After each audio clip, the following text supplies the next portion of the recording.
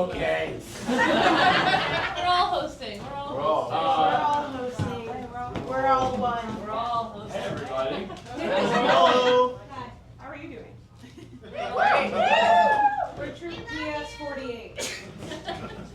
What? We're Troop PS48. Because unions are important. Oh, okay. We're gonna do an improvised narrative, and we would like to get a title of a play that has never existed before. Shout out a bunch of them. We'll take one that inspires us. Anna did what? Mac and cheese and cream. Mac and cheese and cream. Upside up. Upside The up. pine cones of our youth. Pine cones of our youth. My uncle's horse. What? My uncle's horse. My uncle's horse. Horse is uncle. What do y'all feel? Kind of like upside up. Upside up. Upside up. All right. We're gonna take upside up. We're gonna let you go.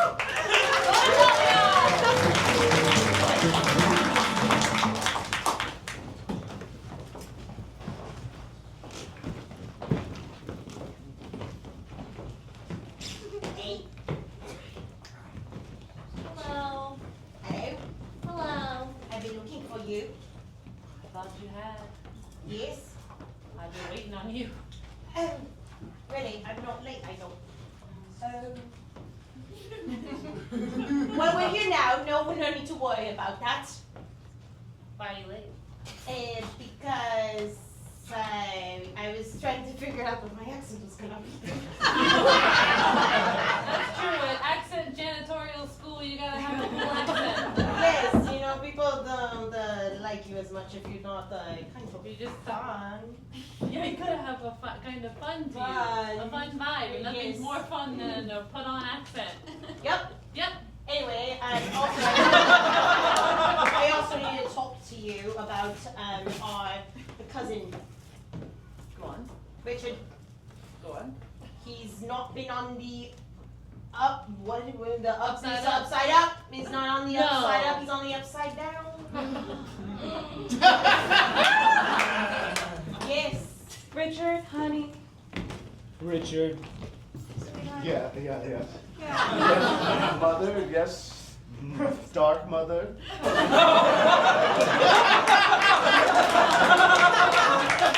Not only is that fair, that's what we insist you call it. Listen,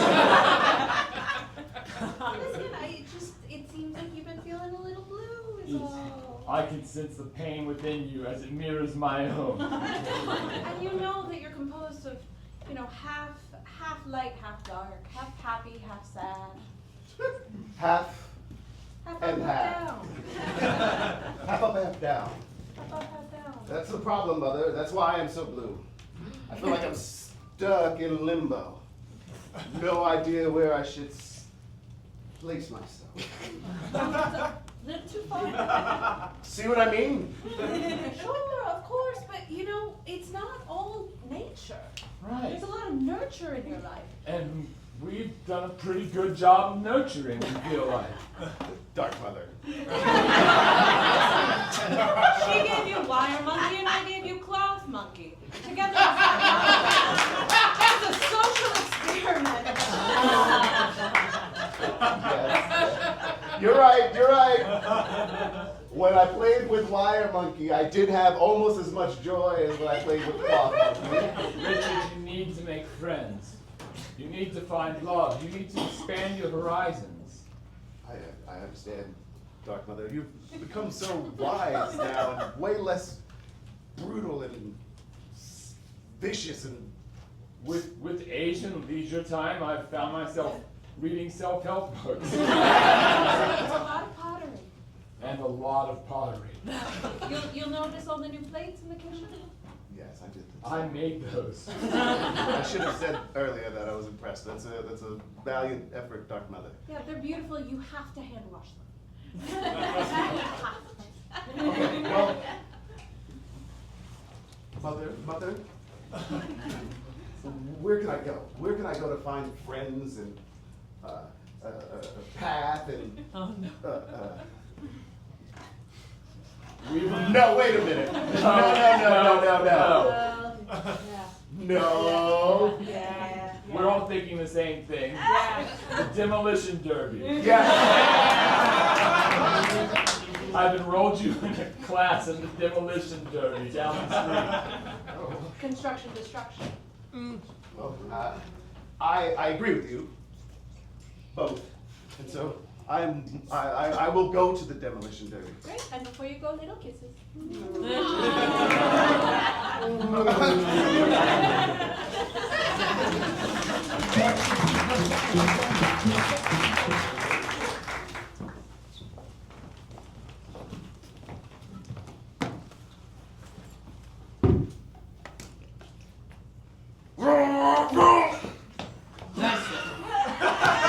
That was well executed, Stephen. You have clearly been practicing at home in your own backyard demolition derby. You know, I think with that kind of attitude, you're going to go far. You have the makings of top student here at the demolition derby classes. Listen, teach.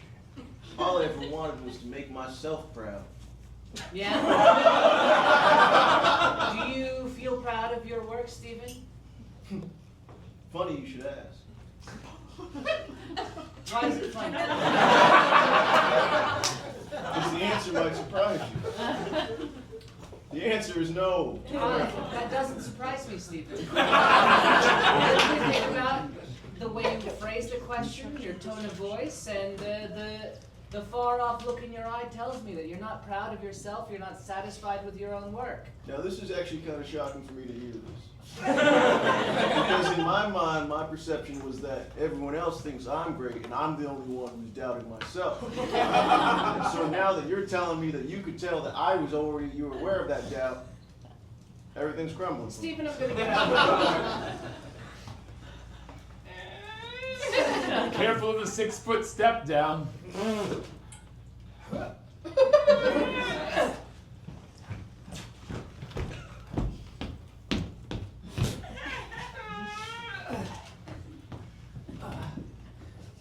You know, fitting yours British style.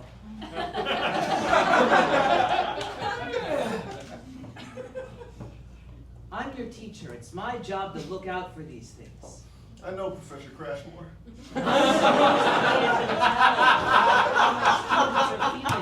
Your little friends, they follow you around like you're a god. Like they're your little lackeys, they're your little minions you can order to do whatever they want. They're just fawning sycophants, though. Stephen, you did not give me a task to do this morning. I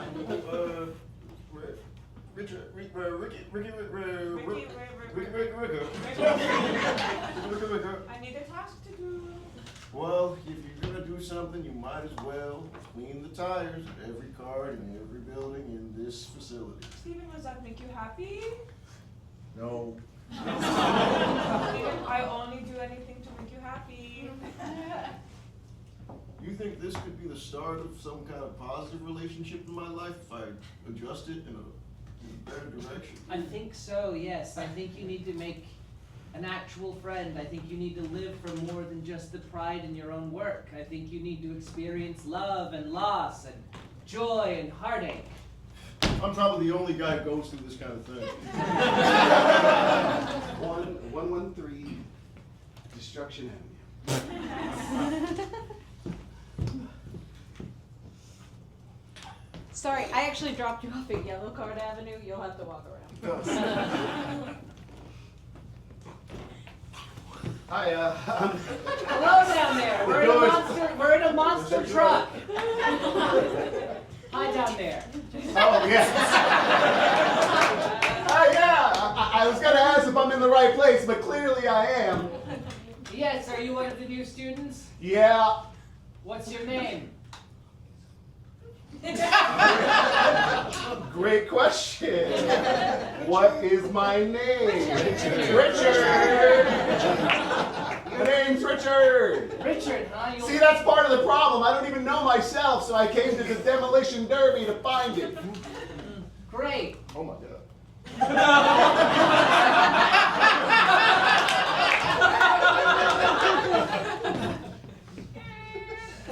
I'll leave you two alone. You gotta go around, go up some steps. Okay.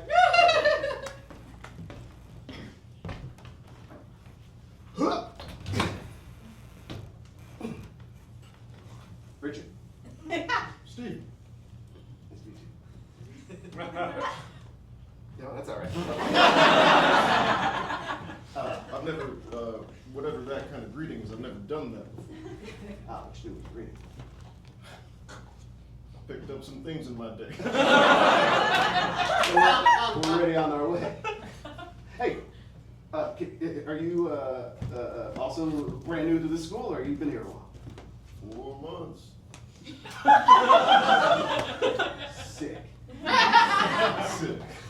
So you want to show me how this baby works, or? If you're interested, yeah. I'm interested. First you gotta take the wheel.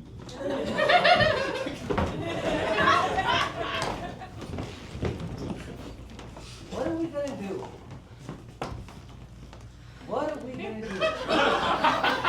It's a big stain. It's a big stain. Oh, it is more fun that way. Right? It is. Roy. It's a beat. It's still Italian. Fine. You can have it the Italian one. I'll switch it up. Stain. It's a big stain. I'm from Liverpool.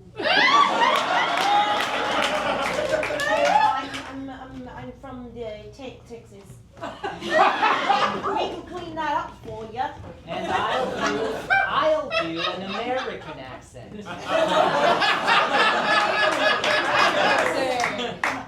You've been practicing. You know I do anything for my janitorial class. Now, it's a big stain. I think it represents our lives. Oh dear. Tell us all about that. Well, it's mostly blood. So that's obviously life. Because blood is life. We're forever cleaning up someone else's messes. And even if you Oh, scrub that and scrub, you can never really get it back to the same color. You're always color. You're always going to be affected and changed no matter what life throws at you. And an interesting fact. Your own saliva can only get out your own blood. What? Is that real or fake? It's real. Feral? It's true. It's just accents, no other language. Just accents. Okay, no. That's a different school. Anyway, back to the metaphors, yes. I'm going to start cleaning it up now. Continue talking about it.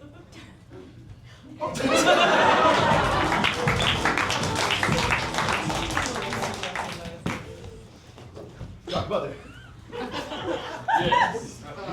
Yes. you were 100% right. What's up? Oh, See, yeah. I contain depths. I know things. I have wisdom beyond darkness. Yeah, you sure do. Did you make a friend? I did. I said so in my scrying glass. Mother, you didn't watch it? I tried not to, but it's just too invested in your future. Mother, I'm a 17-year-old man. You can't. Steven seems nice. He is nice. You went for ice cream after the lesson? Yeah. That's nice. Yeah, one's nice. Don't do that anymore. Honey, please stop telling me the end of the Survivor season. It doesn't save me time. I want to watch But it. if I can see into the future, then why shouldn't I use And I understand that you think it's a love language, but to me it's a deep annoyance. You know, it's a love language. It's a love language for me to tell the future to other people. And why, like, not lottery tickets or anything? It's just Survivor. But it's all continents. We don't choose the gifts that are given to us. Speaking of gifts, I've taken pretty well to driving monster trucks. Have you? Yeah. I know you have. Master Bachelor says I'm actually not half bad. Says a couple more weeks of training, I could join Demolition Derby. You seem really proud of yourself. I am. Welcome to the Fall Demolition Oh. Derby. We're there. Now, those of you who are concerned about safety and cleanliness, we not only have our crash masters here in their trucks of doom and destruction, but we also have a licensed medical doctor and an entire team of cleaners. Experts in cleaning up oil, grease, blood, and undefined fluids. Not all stains are metaphors. Not only that, but they're all great friends.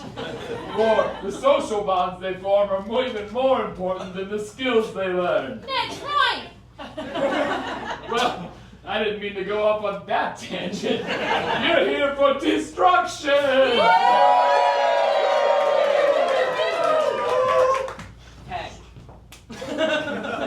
In this first corner, we've got the Flaming Truckosaurus! Being driven by none other than our very own Steven Stevenson!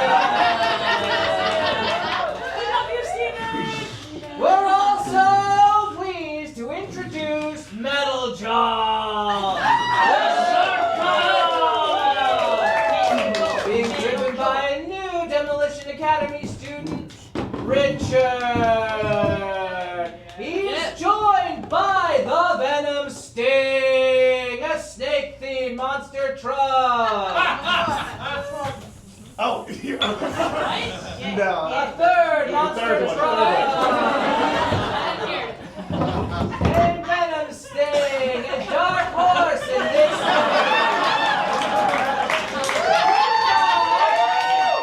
driven by little Susie Baker. Now, little Susie Baker may not look dangerous, but she's killed over 36 men. And it's suspected that Stephen and Richard will have to join forces if they hope to defeat her. Or maybe not. Start your engines and let's get ready to demolition!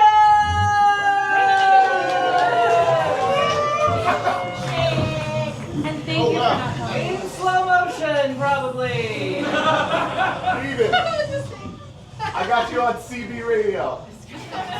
Buddy, I gotta be honest, I've never felt this kind of pressure before. Steven, flank left like we practiced. And you two gonna drive or what? There seems to be a lot of chatter on the field of destruction today. Oh, buddy, she got me pinned against the Oh, wall. the Venom Sting uses his patented sidewinder maneuver and is using a scorpion tail to sting the Truckosaurus! Oh, but here comes Metal Jaw! And Susie Baker is dead.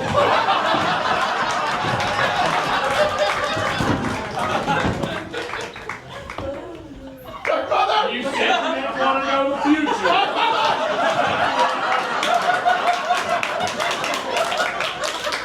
You made friends though, right? And I saw the most gory, gruesome thing in the world, and you liked it. Well, trauma bonding is real.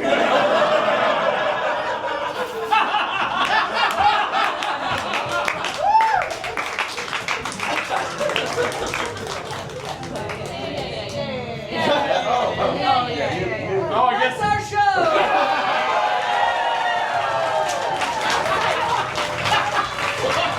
yeah, you're probably right.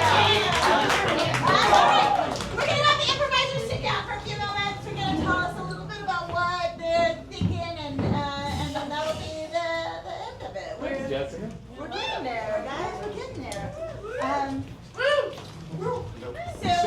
No, you sit on it.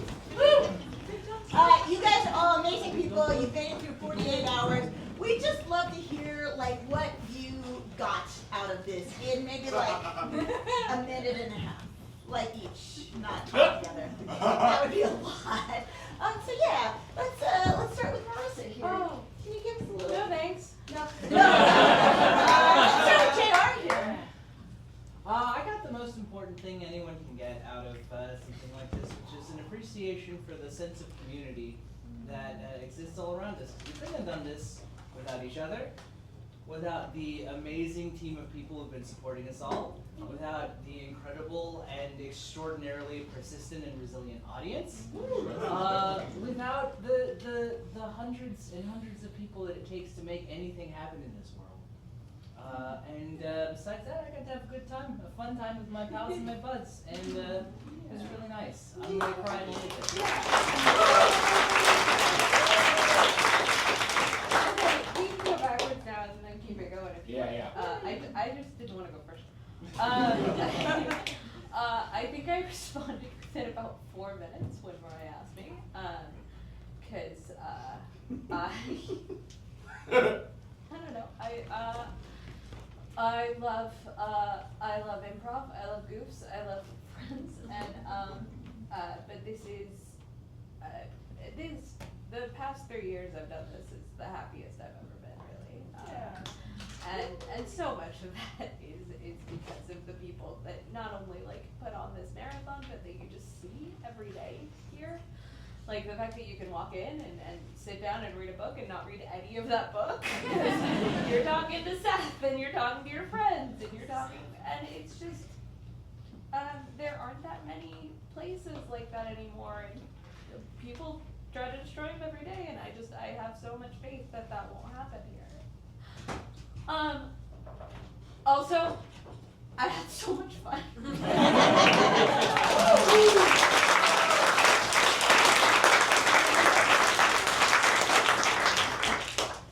Hey, everybody. Charm City Kings. Baltimore's finest. Kid Baltimore. Kid Baltimore. Kid Baltimore. For those who don't understand the context of what that means, about a month and a half ago, I moved to Baltimore with my dear lady love, whose name is also Jade. My name is Jade.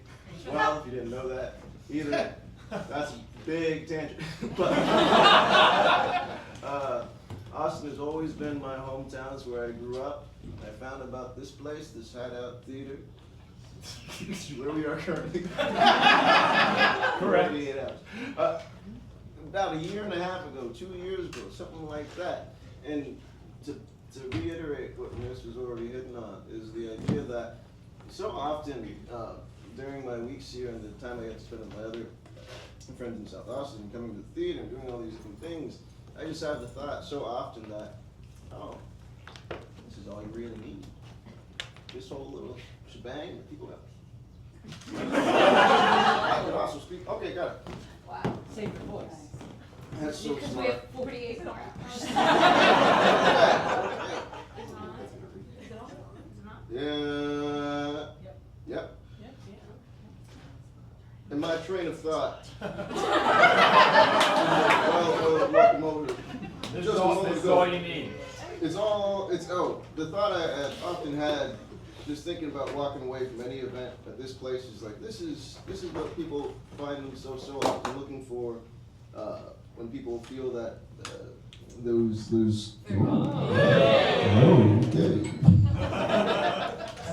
when people feel that pang of some sort of emptiness, in some way or the other, I have to imagine what people are searching for, and what I've searched for at various different times in my life is, you can find that answer in a place like this, with people like this, building like this, in a new building like this, or different, not my finest landing.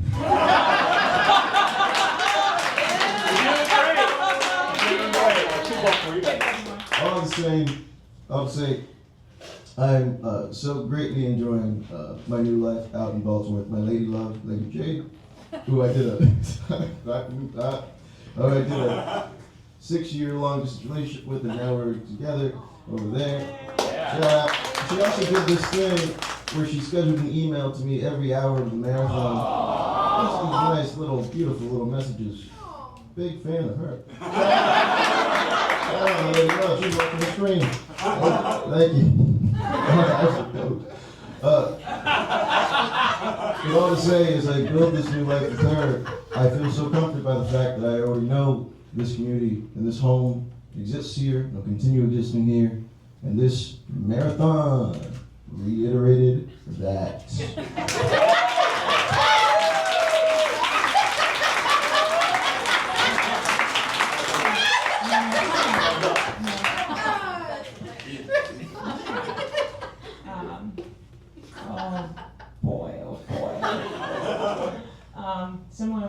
SI also I got the email and responded within like maybe 10 minutes. Oh man, so it felt like a really, really easy choice because I love improv so much, and I really love doing it, and doing something like this, something creative and community oriented was such a beautiful thing. And that's kind of that's the mission statement behind all of this, is that it's creative and it's community oriented, and everybody has like, it's innately, like the DNA of it is so collaborative, and it can't exist without that. And there's something that's so beautiful about how connected it like really, really feels to other people. I feel like there's something very, very natural about isolating right now. And I myself am super, super guilty of it. And so when I have these chances to do these things that are so beautiful and collaborative, and I look around and I'm surrounded by like passionate, smart, talented, like brilliant, incredible people who are like generous and like cool and like just nice to be around. It's like it feels like this shouldn't happen. It feels like a fluke to have an opportunity to even have this, but it's like the virtue of having something that is rooted in community is that you are going to attract the best people to try and support it. And I feel like that's always kind of just been the goal for a place like this. And so when I had the opportunity to spend 48 hours with these people, it was so easy to say yes. Sorry. And then doing it. Saying yes and then doing it is so crazy. Doing it, people kept being like, you're gonna get so tired, and yeah, it's gonna be like, sometimes you're gonna be grumpy, and sometimes it'll be like, whatever. It didn't feel like that at all. We went through this whole thing, all of us kept, the running joke was all of us being like, God, this is so easy. This is so easy. Because we're having so much fun, and we're genuinely enjoying like doing this together so much, and it feels like such a stroke of luck, but it isn't luck. It is like just people caring and trying and coming together because community is so important. And it is like incredible to be around people who realize that, and to look around and see people realizing it over and over and over again. So that's what that felt like. Anyway.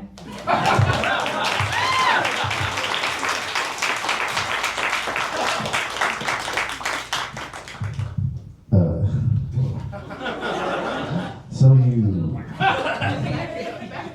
of you probably, I know, I said whatever. Some of you probably, God, I want to make sure. Some of you probably know me now for what I do as a director of community inclusion at theater.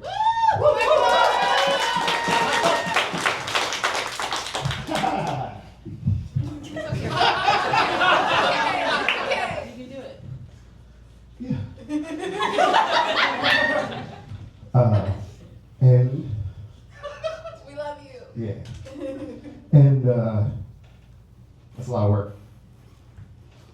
It's a lot of work.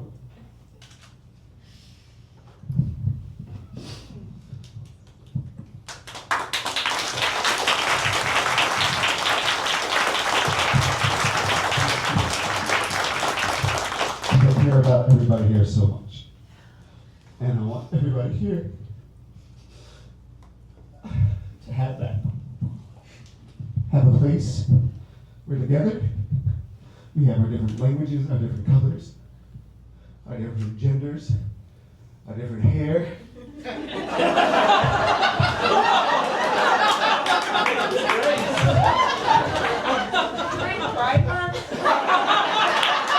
It's also Juneteenth.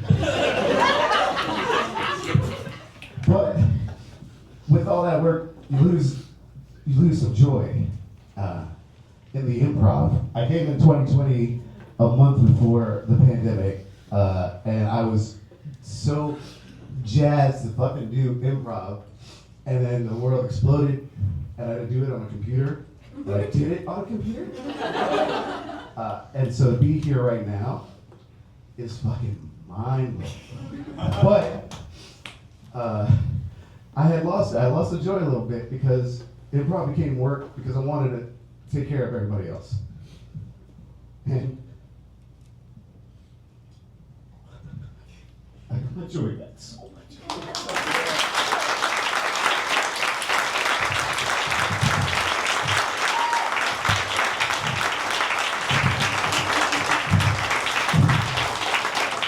This was the second hardest thing I've ever done. My wife was in labor for 43 hours. That ain't never gonna get tough. But this is the second hardest thing I've ever done. But this is the second most fucking baller thing to ever do. I can't thank you guys enough for fighting for this building, for the heartbeats inside of it, for what comes next, for donating so that we can make something even better, last longer, spread wider, be stronger.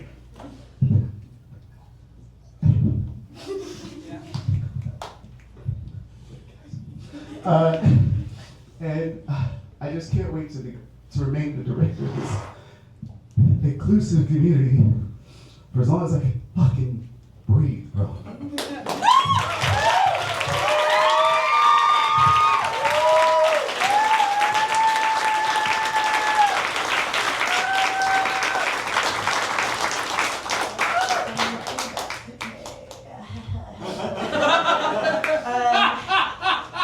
I just know that's Kenny.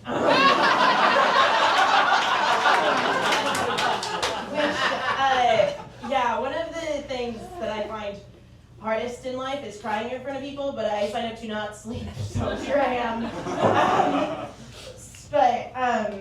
Anyway, I just, very similar to a lot of what our friends shared, I too was like immediately yes. I did not reply in 10 minutes because Roy told me like 8 a.m. on Saturday. I was asleep. But once I woke up several hours later, I was like yes. Also I love tea. So sorry in advance. The night before, I don't know if Improv is in here, but whatever. He's in the story. But I was talking to him and he was just like, yeah, you should be in the 48-hour marathon. I was like, bro, I'm not even like of that caliber. Shut up. Anyway. It was not even, and I'm not like head brag. I mean like literally, it was one of those things where it was like, oh, I didn't feel like I had given enough to.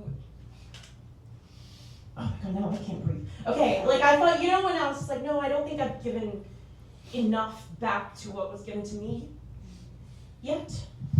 But once again, they were like, no, here's an opportunity that you deserve. And I just had to accept it. Like many other things that I think I would never have had the courage to do without the Hideout. I directed my first show recently with the best people. Also one of those things that I was just like, me never. And then it was like, great. Like I did a class and I was like, no, never, me. And then they were like, do it. And I was like, okay. And now I recognize Kenny's laugh. So it all ties together here. Also, Michael was like my first improv teacher. I take no credit, you're way doper than I. But yeah, it's a marathon. What I got from it, every single hour, it was like a different level of like insanity in like the best ways, because no matter what hour of the day it was, there was somebody on stage or in the audience that I loved. And there's something really nice about that. I was like, 5 a.m., the homies are there. 1 p.m., the homies are there. It didn't matter, and it like just gave me such peace, knowing that I was just like, no, like there were certain times where I was just like crying on stage because I was laughing at nothing. Or I was just sleeping in the corner. I wasn't asleep, shut up. Anyway, I was just hiding. But I was just still accepted for it, and nobody was just like, you're insane. They were like, yeah, keep another hour, yeah, do it again. I don't know where I'm going with this. But yes, I do. I wanted to say thank you so much to every single person who participated in this weekend, whether you came to our shows, obviously all of you here did, because you're here, and just everyone who just took part in any way, helping us. It really was something special because every single person that like has changed my life, I got to see this weekend. You know, like right now, I'm like, just cast me in my first show. That's crazy. I was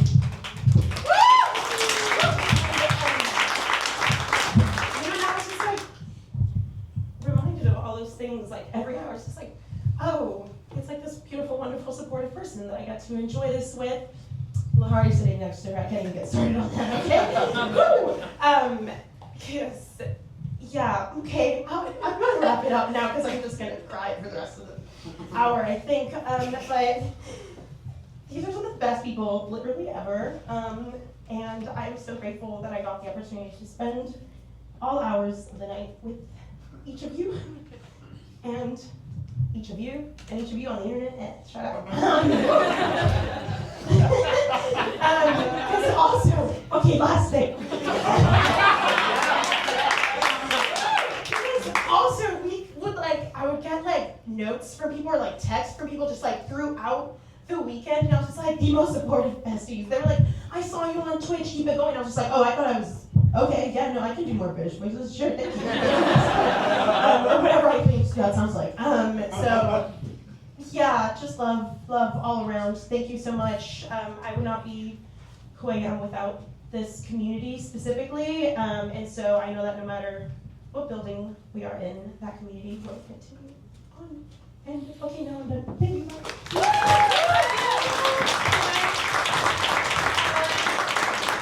I'm so sorry, just real quick. Can I also shout out that so many of us on this stage have such incredible partners who moved down here last year to see shows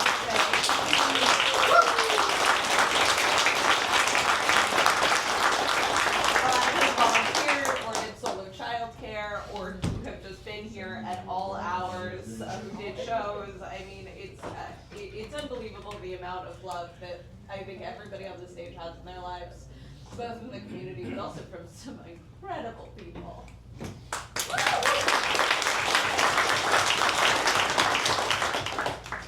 Hello. I'm gonna do my best to keep it brief. So I have to give a bit of lore, a lot of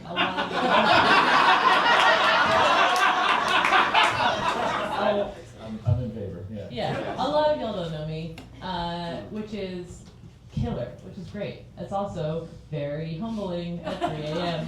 when casts come in and they're like, oh my god, hey Marissa, hey, you, and they'll look at me like I'm not supposed to be there, and I'm like, I'm Holland. But it's also a very sweet experience because I think whenever okay, let me back up. I saw my first improv show here when I was 10 years old. And I'm 15.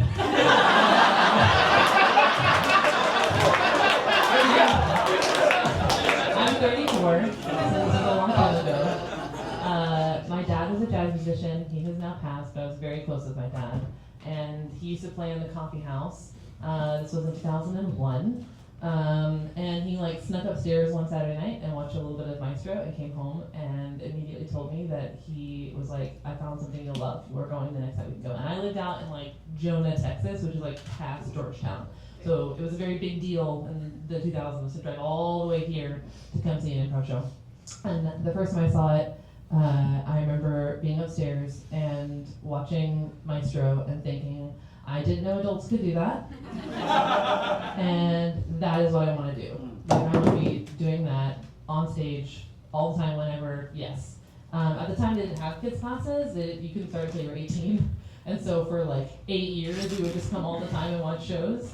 And it was so funny because when I first started taking classes, I'd be like, I'm Holland. And someone would be like, I'm a soph. And I'd be like, I know. So I did improv here for a lovely fair few years in my early 20s. And it was the best experience. And yep, that's all I have to say. And so this is my third marathon. The last marathon I did was 10 years ago, almost exactly. I moved to France That went perfectly. 0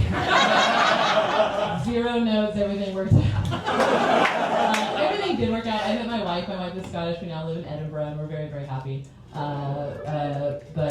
Yeah, I did take like a little improv break, and then like the day that the marathon started, I went back to improv exactly 2 years ago on that day. So I've only actually really been back for a couple of years, and so to come back and do this was a very meaningful experience for me because the marathons really shaped me. The shows I've done here really shaped me. Anything I really do in improv, I'm always referencing what I learned here. Andy Crouch was my teacher.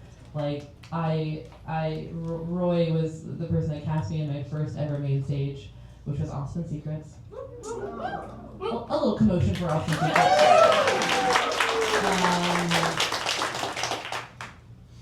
If I go into how much this place means to me, it'll be bad. But the good thing I learned from this marathon was, because obviously, like, I won't be able to be here for the final shows, you know. And being gone for a long time, I really missed this place and being here and coming here to rehearse, to help paint sets, to do whatever needs to do, to perform. I mean, to see everybody. I've missed it for a decade. And so, to have the opportunity to have my last little bit was like so meaningful to me. But it was also lovely because like I was like, oh my god, I don't know any of these people. None of these people have any idea who the fuck I am. They're like, who is this person in the green room? But everyone was really lovely, and the shows were all so different, and the community is so different than when I left. And that is in large part to people like Michael. And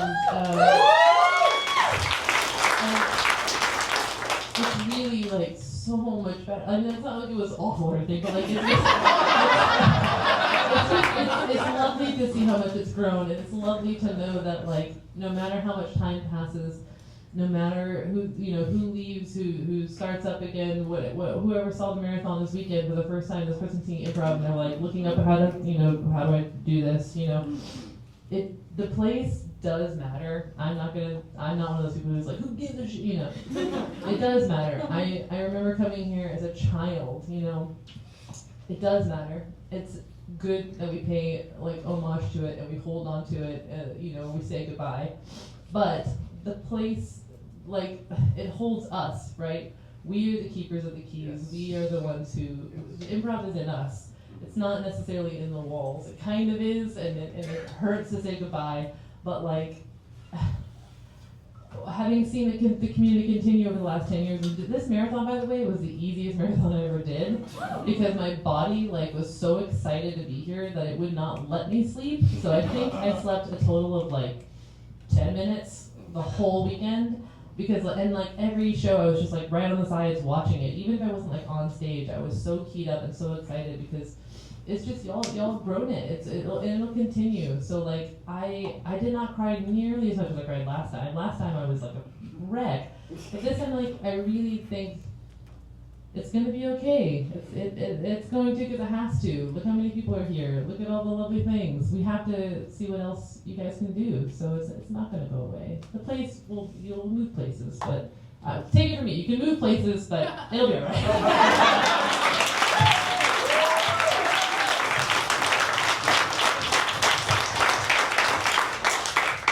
I don't know where to start, and I will also try to keep it brief, but I will say that we started the marathon in 2009 when Jessica and Kareem and I took over as owners of the Hideout, and the core management team then was Andy and Casey, and Courtney joined shortly thereafter. And one of the reason there's 8 people in the cast is because we didn't think people would make it.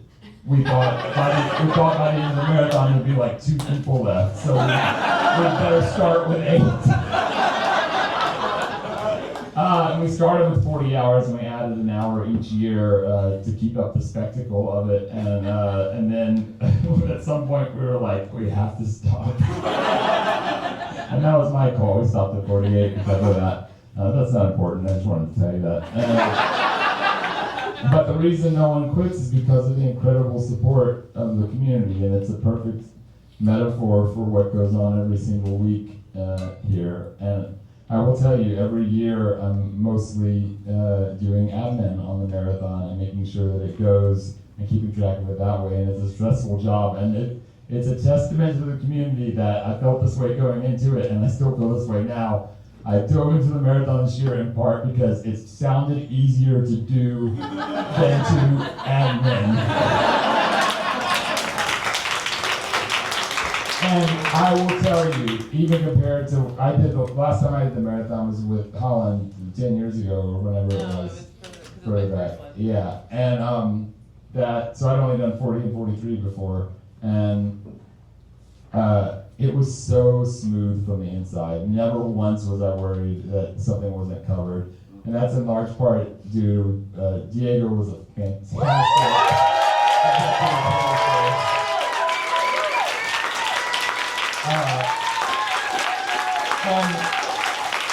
And then also I want to shout out Connor for another volunteer.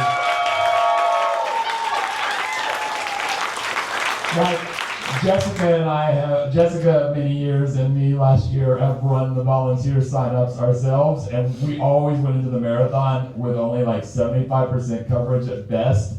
And like 2 weeks before the marathon, they were like, yeah, we basically have all the shifts covered. And we were like, that's incredible. And it just ran so smoothly. And I need to tell you that, like, because we're losing this space, and because in order to survive, we have to take a hard look at every aspect of what the Hideout is. I've gone through discussions and coaching sessions and just my own thoughts of, like, what makes the Hideout worth preserving. Like, why go through this? Is it just another improv theater? And, like, it's obviously not. Like, we do, there's the specifics of doing like theatrical narrative style stuff, and we have our own specific style, but a big part of that is that it's so freaking heartfelt, and that bleeds through the art and the community and the support and care everyone gives each other every day. And this is such a microcosm of it, but it's present every day of the year, and it's an honor to be on the inside of it every once in a while. And I would never have done the marathon again if we weren't losing this space. So it felt like the perfect way to say goodbye to it, because I just did 47 shows, if you have my 2 hours, whatever, it's perfect.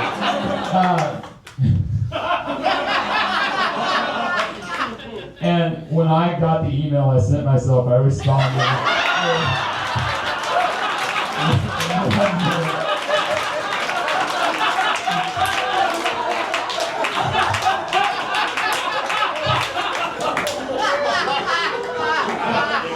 Okay, yeah, I'll never know the joy of someone inviting me to do the marathon. I will say that you were all, there were no backseas, like no one is B-string. This was the cast we had envisioned, and you all said yes, and it was perfect. It was absolutely perfect. I'm not gonna go down the line because we didn't do that, and I'm grateful because sometimes these things go on a really long time. And I don't want to jump the gun on the fundraising stuff because I know that stuff is coming, and I have not tallied the numbers myself. So I will just say that, like, this fundraiser is the kickoff to a much larger endeavor, and the momentum that we have gained this weekend will propel us into the future and make the movement of the Hideout and the relocation of it possible. And more than that, it has proven well beyond itself why it's worth it and how much people care about this place, and that makes all the pain of it completely worth it. And also the shows are really fun, and that is it for me. Thank you.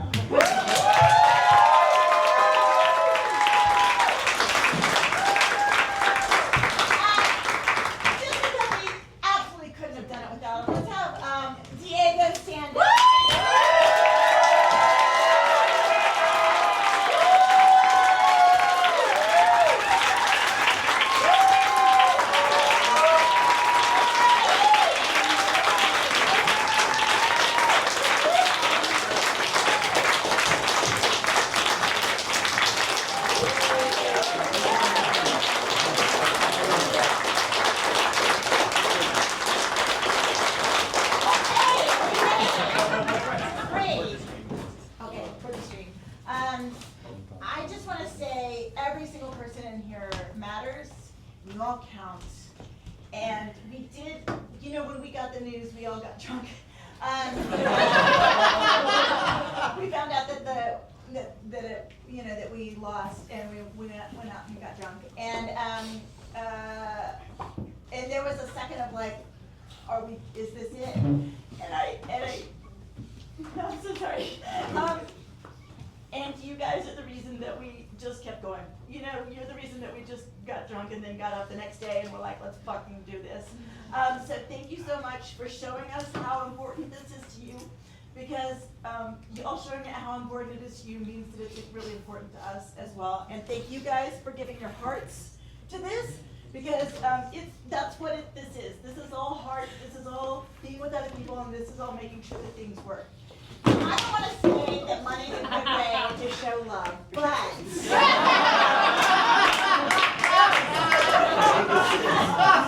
Diego, can you help us figure out how much that we've earned? So the fun part of the night, math.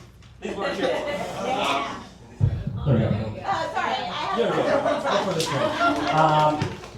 I love all of these people. These people are amazing. Well, for context, in the past, the most we've ever raised is $5,000. Oh, yes. And sort of this time, we were like, let's try to double it. That's dumb. That's never going to happen. So we went for $10,000. Yes. Although you know me, people who know me, I do need a little bit more preamble. So I'm going to talk a little bit real quick. Give thanks to everyone who volunteered. We had 60 people covering 283 shifts. We got people in the coffee house, we got food runners, we had house managers from the house, and obviously our technical improvisers doing technical improv every hour for 48 hours. Give it up for them. And if we could get the house lights up, I want everyone who volunteered or was a part of this weekend or performed, please stand up. If you performed or volunteered this weekend.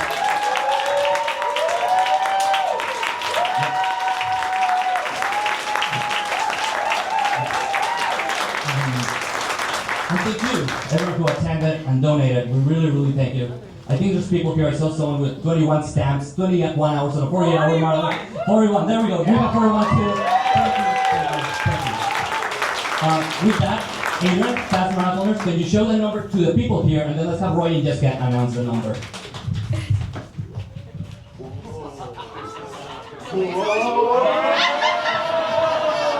That's a big number, guys. All right, the final number there was 15,000.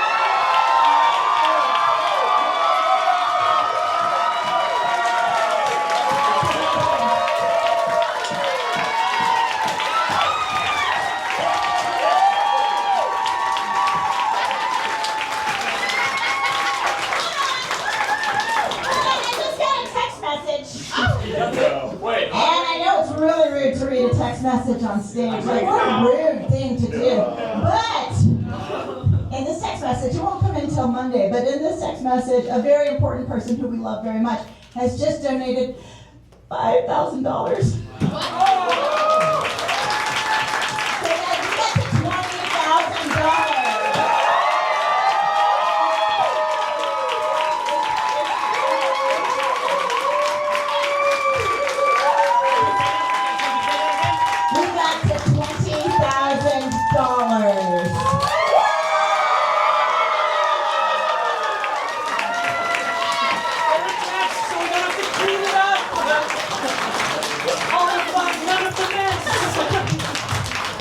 Friends, we're gonna let you go, but I gotta say one more thing, which is, I know everybody's sad about this building. I know that you feel bad about it. We do have a line on a space that we can't tell you about yet because it's not signed, but it's dope, guys. It's dope. We're gonna move somewhere else. We're gonna have this marathon in another place. I know it's change and change is difficult, but we bring people in to make us grow, right? We do these things to make us grow, and in this new place, we're gonna get better, and we're gonna get stronger, and this place is gonna be fucking amazing!